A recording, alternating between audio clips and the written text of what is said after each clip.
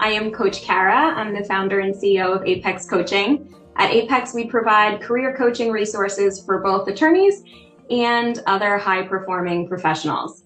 And today I'm super excited to be joined by Barry Bridges. Barry is the founder of Successful Sleeper, and he's here today to share his insights on an often overlooked topic, sleep recovery. So Barry, it's so great to have you with us. Thanks for joining us today. Yara, thank you so much for making the time for me to join the chat, and I'm looking forward to diving more information and sharing some insightful knowledge on how we can improve our recovery at the office space. So looking forward to it. Yeah, thank you so much. So, when we think about sleep, right, the typical advice that most of us have heard about is all around sort of like sleep hygiene, right? Most of us have sort of heard of that term. And what does that mean? It usually means things like cutting back caffeine at a certain point in the day, turning off screens at night, not having blue light on before bed, having a consistent bedtime routine. And while a lot of these tips are helpful in their own right, and I think some of them do work for some of us, I also know that many busy professionals, especially lawyers, often complain, that's just not realistic for me. I'm not always able to stick to a consistent bedtime routine, or I'm not always able to go without blue light at night. So that's why I'm so glad Barry's here today to talk about a different framework when we think about sleep. And it's all about sleep recovery. So Barry, can you kind of walk us through, your overall approach, and then also maybe help us bust some of those common sleep myths that we may have already heard of? Yeah, sure, Kara. Yeah, I think when it comes to sleep, a lot of us focus too much on the sleep hygiene, which can become very stressful for all of us. Since we all have these busy lifestyles, we've got things to do during the day, and then we put a lot of focus on the remaining last hour before our brain needs into a sleep phase. Unfortunately, that's not always possible, because we need to look at more of what are we doing throughout the day for us to have better recovery and better recovery strategies. So we need to be getting recovery during the time we spend at the office space. So what is our work environments? Can we get recovery during those work environments? And the answer is definitely yes. You just need to understand, like, kind of what are you doing during your day? What's your functionality? What is your positioning and purpose? And then you can obviously identify where we can build in these recovery strategies. So all of us could have different work lifestyles, lawyers, attorneys, athletes, DJs, music producers, whom I've had the pleasure to work with. They have all different unique schedules and work opportunities. And they have different frameworks where they need to build recovery. So I think when it comes to recovery, you got to look at the bigger pictures, like how do we build recovery while we're busy at the office space? So for some of us, that might seem impossible, might seem a bit stressful. It really isn't. And I think the start of this conversation is always first of identifying what is your sleep chronotype. Like, are you a morning person? Are you an evening person? So once we identified that and your characteristics, which matches that, then we can start building some recovery strategies into the workspace. Because if you understand your chronotype, if you're a morning, evening person, you're going to have different energy dips throughout the day, no matter what. So just to give an example, if you're a morning person, you're going to feel a bit lethargic and recovered after lunchtime. You probably all felt that. We like Ferraris in the morning as a morning person, but then after lunchtime, we go through like a little bit of a dip. And then you get the other opposite chronotype, which is the evening chronotypes, which is like your night owls. They are not productive in the morning. They're like kind of still waking up, getting woken up to reality. They kind of only start their work phase, I'd say their performance drive, after 11 o'clock in the morning, which is not ideal because work starts 7, 8 o'clock in the morning, especially in the office space. Then they will have a bit of an energy dump in the morning, but after lunch, they can work all the way right through to your midnight, early hours of the morning, which is not ideal. But if you need people to do some extra hours in the office space, ideally you would be looking at your evening chronotypes to do that. So I think it's also important to know your staff, which chronotypes is which, because you can obviously start that communication, have a better communication, and understanding why they're not feeling kind of switched on today. or under-recovered. Because once you understand their chronotype, you can start understanding messaging. It's communication starts with that, because if you're a morning person and you have to do a presentation at 3 o'clock in the afternoon to like a big organization, say if you're in a law firm, you're presenting to future partners, etc., you're not going to probably be switched on then. So ideally, if you had the option, you'd rather want to push that meeting to earlier in the morning where you're more switched on. So it's very important to understand who's the chronotype, what your chronotypes are in your office environment, and can your work environment allow for some flexibility when it comes to their working hours. I think that's really important. That's like the DNA, the crop, because once we understand their chronotype, we can start building these proper recovery strategies that's basically based on their genetic type in the office space. That's so interesting, Barry, and it aligns a lot with kind of something that I work with many of my clients when we're talking about time management. We always try to first start with kind of noticing their own energy shifts throughout the day. Where do they have energy peaks? Where do they have energy dips?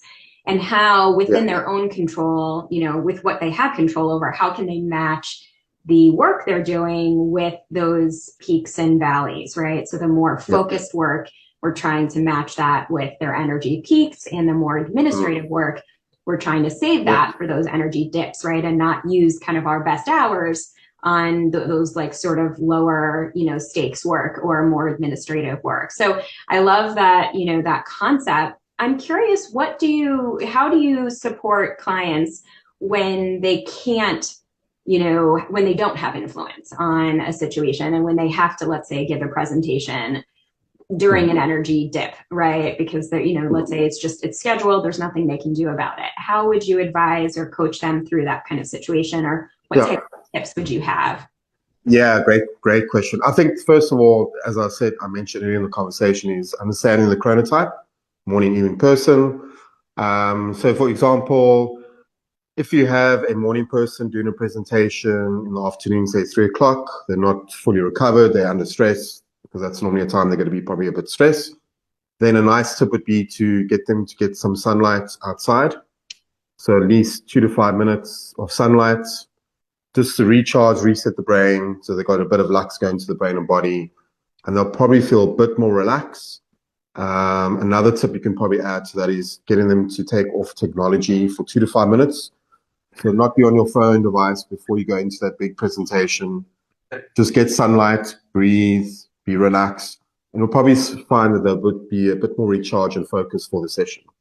I think it's important to, when you build out recoveries, how do you build recovery, what I call these 90-minute phase blocks. So I think every high performance work that you do in the office, you're going to need a block of recovery. We call this intentional recovery, where it's kind of a 2 to 5 minute switch off. Ideally, no technology, something that's relaxing, maybe filling your glass of water up, your jug, going to the bathroom, maybe having a cup of coffee or tea, speaking to a colleague, non-related work stuff, maybe about stuff that's coming up in the week and weekend plans. I think that's where we can kind of manage our energy flow recovery. So you really need to prioritize that when it comes to working in office. So when it comes to that, there's two ways to do it. Once you know your chronotype, you plan breaks every 90 minutes of every high performance work, 2 to 5 minute switch off. If you don't have that option, you don't know what your chronotype is in office, another way you could do is break up your start of your day to the end of the day to you go to sleep at night, 90-minute block. So every 90 minutes, put on your phone device. It's a time for 2 to 5 minute switch off. That allows that you're giving your brain that full rest and body, which the body wants after 90 minutes. And actually comes from a scientific relation to what we call ultradian rhythms. We've probably heard of circadian rhythms, night and day cycles, but ultradian rhythms is a shorter version where we have high performance work every 90 minutes and we need a recovery after that. And I think for the office space, people don't really get that. They don't do it often. Having lunch at your desk is not recovery, because you're going to have colleagues coming to you asking about work and stuff like that. So that's not an example of recovery. Example could be tying your shoelaces, maybe staring at the wall. That's a form of recovery. There's no distraction. There's no cognitive stimulus that you have to respond to someone or email something. So those are ways you can really build up your energy flow and recovery. And that's really, really important. So I think that's kind of the missing key when it comes to building recovery within the workspace. Right. I love that. It's a really refreshing perspective because it doesn't put all the pressure on, how many hours you got of sleep the night before. It's on it, it's like, okay, we're going to do the best we can to get optimal sleep. And then there's also these things that we can do during the day for recovery, right? And I think what I'm hearing is that you have a sleep chronotype and you do the best you can to have influence on your circumstances during the day to match the work you're doing with your sleep chronotype. And in cases Perfect. where you can't do that, it sounds like then there are these hacks, right, that you're talking about. Like sunlight is a great hack that just maybe helps boost energy and motivation. I love the idea of the every 90-minute pause. I think, again, I'm seeing correlations with time management techniques that we talk about, like the Pomodoro method, which I think is like matching 25 minutes of focus with 5 minutes of pause, or 50-10. This is a little bit more extended, which I actually think maybe speaks, maybe more realistically to attorneys who do have to sometimes focus for more than, that 25 or 50 minutes. Yeah. But it's crazy to think how quickly 90 minutes can actually go by. And that many of us probably aren't taking breaks every 90 minutes, right? And so, how do you recommend somebody actually, systematize this or habitualize this? You need this every 90 minutes. Do you recommend a timer, or, how do clients actually make that happen? Good question. I think at the start, especially when someone's not used to taking breaks, they only take maybe 1 hour lunch break, or if not, a 20-minute break normally, is to schedule that probably in your cell phone device. So put in a 90-minute timer. And then you'll probably find once your chronotype and you start building this relationship to your circadian rhythm or the night and day cycle, you probably won't find that you need to look at the time anymore every 90 minutes. You'll just naturally start taking these 2 to 5 minute breaks to switch off. But in the beginning, you're going to have a bit of a process in order for your body to adapt to the recovery approach, the positive approach. We don't want to add more stress to your schedule. That is not the point of when it comes to me and I work with clients one-on-one or in a group setting. I'm just trying to show your schedule that it can be more high performing with more recovery. And that's kind of what I'm selling, which means more productivity, which means a better version of Kahara every day. We're just building that Ferrari, level 1, level 2, level 3. And you might find that at the end of the day, you've got more things you can do outside of work. Maybe you want to start another business. Maybe you want to do other coaching. Everyone's got different goals and dreams, what they want to achieve, whether it's in the office space and outside the office space. But if you're under recovered during the day and you're always fighting to get that sleep mark of 8 hours, which is not really needed, you're always fighting, and it's always stress and stress. And as we know, stress is the biggest disruptor for sleep. So all these things that I give you during the day is kind of ways to counteract stress and more looking at stress with a positive limelight instead of running away from it, because you're more of a tackling approach. And we know if we lean in towards stress, when we lean into stress, it gives us a positive response of dopamine, which is a feel-good hormone.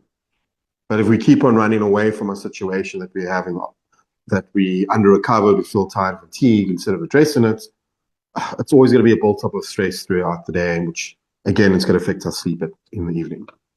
Yeah, it sounds like what we're trying to do is take the pressure off of the sleep, right? Sometimes I think those of us, we hear kind of all these well-meaning, kind of blogs and information coming at us from different sources telling us you got to get the 8 hours and you can't do the blue light. And it can create a sense of pressure, right? And so the idea here, it sounds like, is we're taking the pressure off. You're going to do the best you can with the sleep hygiene. You're going to optimize your sleep. And there's all these other things you can do as well to promote well-being. And what I love about the 90-minute approach is it sounds like what you're suggesting is really realistic. It's like 2 to 5 minutes, right? We're not talking that people have to disconnect for 30 minutes at a time. Even just that 2 to 5 minutes can be really recharging, depending how you spend it, right? And that's what I'd love Yeah. to turn back to you is tell us a little bit about the do's and don'ts of how to spend those 2 to 5 minutes that you're taking, for recovery. Yeah, so the don'ts would be not having lunch at your desk, which I mentioned before. Try not speaking about work-related stuff because this is a complete switch off. You have enough time to get to work. You will have enough time, if not more energy, to do more things. If you take this recovery approach of every 90 minutes, you'll have enough energy. Um, Also, just being off technology. No cell phone, no PC at this time. I think that's important. Those will be your two don'ts. And try to be outside during this time as well. At least spend one of these breaks. Because ideally, in the 8-hour shift, you want to be getting at least 5 of these breaks in an 8-hour shift. Like I said, and the alternative, if you are working extended hours, which lawyers tend to work a bit longer, extra hours in the evening, then you can extend that window period of other 90 minutes, break it up. So when you wake up in the morning until when you go to bed at night, breaking your day into 90 minutes. I think just to add to that as well, your most important part of when you start this recovery process is going to be like, what do you do in your first 90 minutes when you wake up in the morning? So the don'ts for that would be if you shouting at your partner, rushing the kids into school, late dinner, breakfast, you didn't get sunlight. Those are kind of your don'ts. But if you go into a positive framework, if you got your sunlight, the lux that you need for your brain and body in the morning, if you had a bit of movement, did you do your brain dump, which I think is really important as well, the first thing in the morning to get the stress? Because when I say brain dump, like a negative brain dump, because I think a lot of us carry a lot of stress when we go into the office space, and that doesn't set a good tone for recovery to start. So what I always suggest is a brain dump, a negative brain dump, either on a Monday or a Friday. And the reason I'd say Monday or Friday, because a Monday will set you up for the week, so you'll start the week positive. And a Friday will also set you up for your weekend. So you want to have some time, if you have some time off with family and friends on the weekend, you don't want to be in a stress state on the weekend. So a negative brain dump is basically on a piece of paper, writing down all the things that kind of stress you out. It's something you don't have to share. It's like a self-journal, but it's got to be the negative things. It's got to be the things that really is bothering you. And these can be many things. I don't see this with my clients. They just kind of write it down on a piece of paper. And then in the evening, towards that Monday, they'll do more of a gratitude, 2 hours per bedtime, a positive brain dump. So I think brain dumping is really important because a lot of us don't write much anymore. We all look at prescribing texting. Ideally, this exercise, I wouldn't want you to do it on a notepad or anything, any electronic device. I prefer on a piece of paper because you'll probably find when you write on a piece of paper, there's a lot of brainstorming thoughts that comes on. And you'll be like, wow, I'm already thinking about this stuff. Again, so then you'll start to tackle that stress response into a positive, like I mentioned before, and that becomes dopamine. Because we carry a lot of thoughts, every one of us, when we go into our bedroom space. There's so many things we're thinking of, if it's work related or outside of work. So brain dumping is really, really super important to start that recovery process.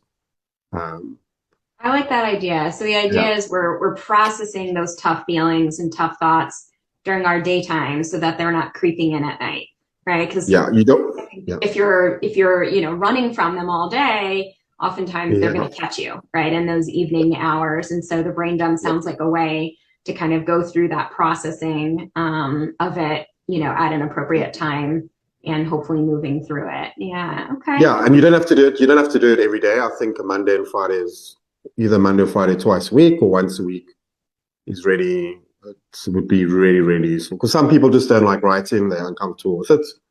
It might be a bit of a tough task for someone that doesn't like writing. So I suggest either once or twice a week, but it's got to be on a Monday or Friday, so we can set you up for better recovery outside of work hours.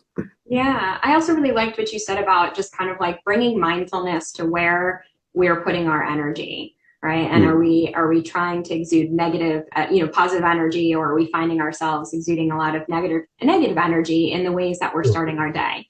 Sometimes we Yeah. can't help the rush in the morning, right? But maybe Yeah. what we can do is just bring mindfulness to like how much we're allowing our emotions to get charged in those situations with those little stressors that can sometimes happen at the start of the day. Because I imagine. And stress is gonna and stress is gonna come to you at every single time of the day. You just need to make sure you got a bit of armor and some protection. Yeah. and you have a bit of a positive attitude towards it, don't run away from it, you'll be fine. Because the more you accumulate stress with the brain and body, soon enough you're going to be able to like brush it off. You'll be like, that today didn't really bother me. What my colleague said to me today, doesn't bother me. I'm getting on with work. And Yeah. The more that's how we recovered you start are, building. Yeah, the that's how more we you start can building manage. resilience. Yeah. That's Okay. where resilience comes in now. So, yeah, I think your first 90 minutes in the morning is going to be the goal of setting up recovery to kind of start this recovery process. And then you'll probably find your chronotype will start wanting to eat better in the morning, better food choices. It's just your whole flow, your energy, your brain's going to be more aware of certain things. And you're just going to find you have so much energy to do more things that you're just creating this better version of yourself that you kind of hiding from because you're not allowing your full body to have that full potential. We all have full potential to achieve the highest out of anything we want to do in life. It's just we need to know how to manage our energy. And that's kind of when I say energy, it's always referred to recovery. So how do we Hmm. optimize recovery during the day? It's super, super important. We can't control the sleep at night. It's either going to happen, it's not going to happen, it's going to happen late in the evening. Uh, you might have 2 nights of bad sleep in the week. That's fine. It's not going to hinder your performance.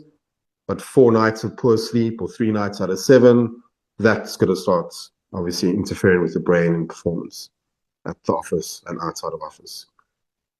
So Barry, you've mentioned a few times sunlight, and I've heard Mm. it come up a few times, so I know it's Mm. important here to the overall sleep recovery program. Can you tell us how to optimize the, exposure to sunlight? When is the most important time in the day? How much time should you be getting in sunlight each day? Thinking from the lens of, what's realistic for a busy professional. Yeah, so super, super important question and there's a few things that we need to know. I think the first thing is to know what your environment is. Are you in an indoor environment or outside environment when you start the morning? Say we're in an indoor office space. We need to make sure that we are getting a certain amount of what we call lux, Lux. And to understand lux is we need to download an app on our cell phone, Android or iPhone device called a lux Lux light meter. So it's almost shaped like a light bulb. And that app on the phone device will actually let you know what is the lux that you're receiving in an indoor workspace and an outdoor workspace. Super important because you won't know these measurements unless you've got the Mm-hmm. phone app. So you need to be having, there are two measurements you need to have during the day. In the morning, you have to get 1,000 lux to the brain and body. And the reason for that is to produce the hormone called serotonin, which is referred to our energy happy hormone. So if you think of evening chronotypes, they're half asleep in the morning. Normally they're quite irritable in the morning. They don't want to be listened to or spoken to. They need that lux as soon as possible in the morning. Where if you look at your morning chronotypes that we spoke about earlier on, when they have that energy dip in the afternoon, they need to have the sunlight in the afternoon because that's important for them. So you need to know your measurements. You need to use the phone device. You need to know there's 1,000 in the morning you need to get. And actually, overall, you need to get 10,000 minimum during the day to produce a hormone called melatonin, which is a sleep hormone that gets produced in our pineal gland that promotes sleep. So that's going to help you fall asleep at night. But if you don't get enough sunlight in the morning and during the afternoon, you always going to be fighting to fall asleep in the evening and tossing and turning, playing in a cell phone device because you haven't got those measurements. And I'm not talking about getting measurements of the lux during the weekend because that's too late. You need to be getting these type of sunlight exposure through the workday before you go into office and during the office times in the workspace. So another question could be is, Barry, I don't have enough time. I can't move around. I can't get light. Or maybe I'm sensitive to light. My skin doesn't like it. Then you'll need to look at investing in like a light therapy device, which is like almost like a notepad screen, put the power on, and that will automatically give you 10,000 lux. And it's also healthy for the skin. So there are options. There's another option called the human charger, which is like an earpiece with a light bulb. I've recommended that to some of my athletes I work with overseas, especially my combat fighters. You plug that in and only gives you 10,000 lux as well. So there are different tools if you can't get sunlight during the day. There are tools out there. for that. Okay. It sounds like Yeah. another great example of what we do during the day impacts us at night. Mm. Getting that Yeah. sunlight during the day, it's producing those important hormones, regulating our Yeah. circadian rhythm so that when Yeah. nighttime comes, our sleep drive has built, up to a point where, it's driving our ability to sleep, right? And Yeah. so Yeah. important Because to just build in that little bit of time, right? So how much time would you say it takes to get that? I think you said 1,000 lux. Like what are we talking? 10 minutes, a half an yeah. hour? So I think 5 to 30 minutes would be a good slot period. So 5 to 30 minutes in the morning, the 1,000 lux, and then in the afternoon, another 5 to 30 minutes. Then you'll be getting the 10,000 lux exposure. But bear in mind that you are using that app device so that you know, because northern and southern hemispheres got a different climates. Winters are Mm-hmm. different, summers are different. We have beautiful summers here, at least seven out of 12 months. So the summer, the sunlight's not an issue for us. It's just in South Africa, there's a lot of stress, economy. There's a lot of things you have to worry about when you wake up in the morning.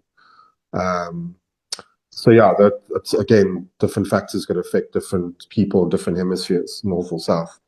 But you have to measure that on your phone device because you need to understand. I think by law, when it comes to corporate space, and I work in a corporate company, the maximum you'll probably get in an office environment is probably 500 lux. So if you think of 500 lux and you're sitting throughout the day through 8 to 10 hours, you kind of consistently this in an artificial melatonin state. So that's why Mm-hmm. you're feeling fatigued and tired and lethargic. It's because you're in this lux where it's not the right amount of lux that you need during the work hours. Mm-hmm. And there is a company that's they called Brainlit, Brainlit, a company from Canada, and they build in circadian lighting into office spaces and stadiums and sports centers.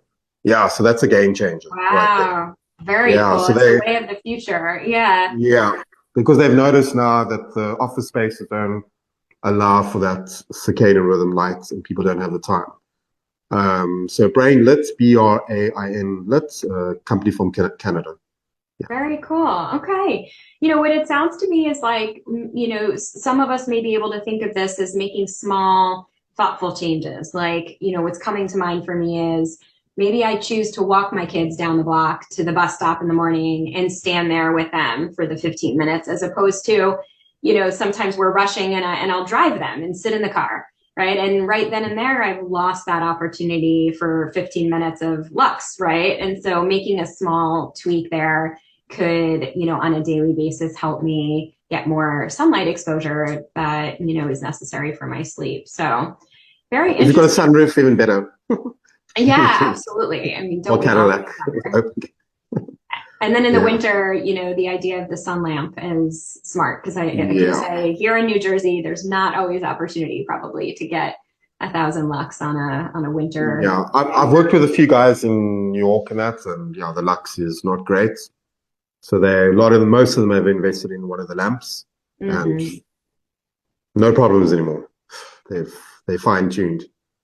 Yeah. Awesome. Thank you, Barry. These are such helpful tips. And we have a few minutes left. I want to cover the free resources that you've made available. So I know that Yeah. you have a sleep diary that you recommend your clients fill out. Can you briefly tell us how you use that and, how Yeah. that fits into your overall program? Yeah, so I think a sleep diary is one of our most important tools when it comes to analyzing some form of data when it comes to your sleep movements in the morning and evening. So I think it's a really good exercise just to understand like what are you doing during those times of certain events, like your caffeine intake, your mood, how many hours did you get, how are you feeling today, what has your exercise been before? Because that information, when I work with someone one-on-one, tells you a lot of information, what's happening. And I can immediately, just by looking at the single digits, understand kind of where they're struggling at and what have they not improved. So it's a very useful tool to use. I would suggest you do it for 2 weeks, not 1 week. The reason is for 2 weeks, you'll get more data. You'll probably find the first week there won't be such big improvements, but then you'll look at the information in front of you and you'll be like, why am I doing this? why am I having caffeine 8 o'clock in the evening? Because look at my mood. I'm feeling under-recovered. Then the second week, it'll start making these changes in the 7 day. So I always, with my clients, work on a 2 week. I know other sleep coaches or sleep specialists do 1 week, but I like 2 weeks because you can get a real good clarification on your movement habits. At this, during this stage, I don't want clients to use wearable devices because wearable devices, the extra information, data, it's not there yet in the sleep world. I think the other stuff like the HRV metric and the heart availability, that's kind of all there. So yeah, as you can see, sharing the screen now. So I'd like you to not use a wearable device at this stage, but just to capture this either on an Excel doc, if you want to create your Excel doc, or use the PDF. It's a really good exercise. Just to, even if you're not struggling with sleep, just to do anyway. And if you're not struggling with sleep, then I suggest you do this for 7 days. And if you are feeling a bit under recovered, a bit sleep deprived, then I would recommend you start this first week and you do this for 14 days straight. Right. Yeah. It seems like a great way to bring kind of intentionality to the decisions we're making, right? Sometimes we Yeah, don't think about how that afternoon coffee might impact us, but if we can see it yeah, clearly on the sleep diary that the day we had the afternoon coffee, we struggled getting to sleep that night, bringing that level of awareness may help us make, more intentional choices, right? So I yeah, and love to take that. ownership. It gets you Yeah. to take ownership and create a accountability.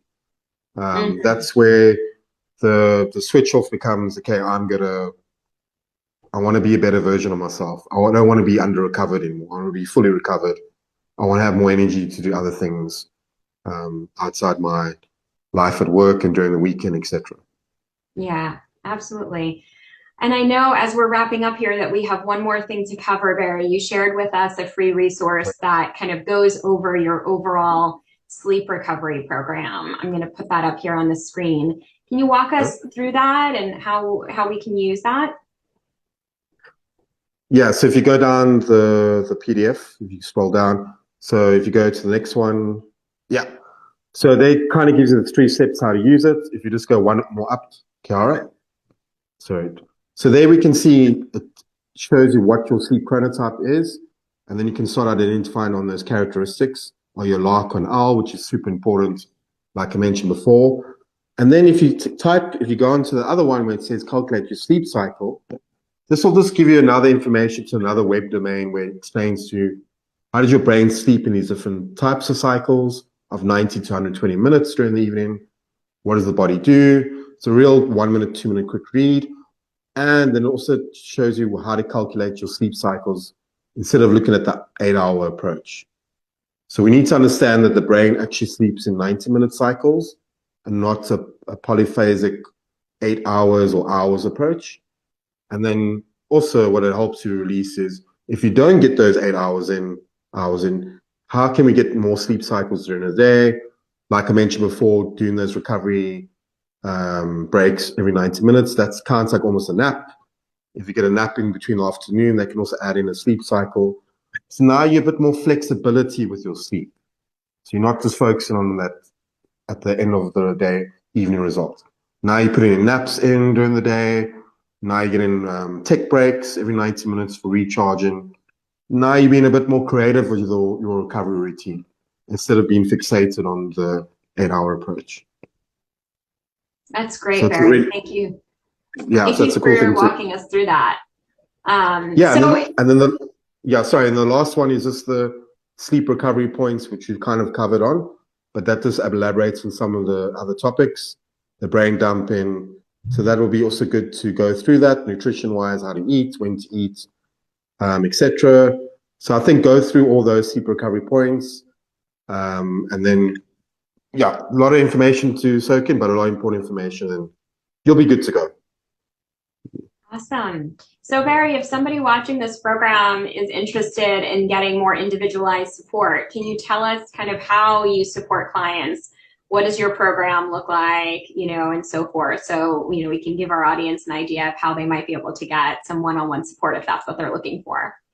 Yeah, so my contact details is in the program if you want to contact me on WhatsApp or by email.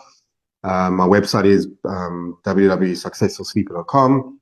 So basically, I sell basically when it comes to one-on-one, it's a 4-week package. I also offer group coaching to organizations, once for group coaching, like a webinar when we walk clients through different types of coaching, things that we can use in the office space, and workshops.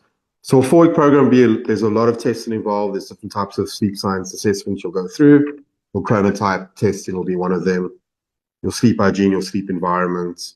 You'll go through one-on-one calls in the beginning of the program and at the end of the program. We also look at your stress management and stress strategies. How do you counter stress?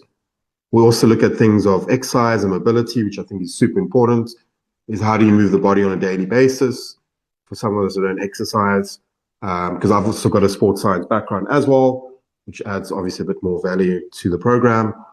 And then, yeah, there's support on a weekly basis for me when I'm checking in with you on a weekly basis.